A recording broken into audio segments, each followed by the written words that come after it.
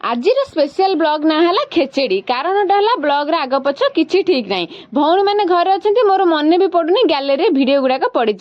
से भी खराब भावुवे ठीक ना देखुना दशहरा गला केबेठू मोर आज मन पड़ुची अस्तरंग मेला जाइए बुलवाक सत सत कह से मत देखी समस्ते निज निज भितर कथा होता ना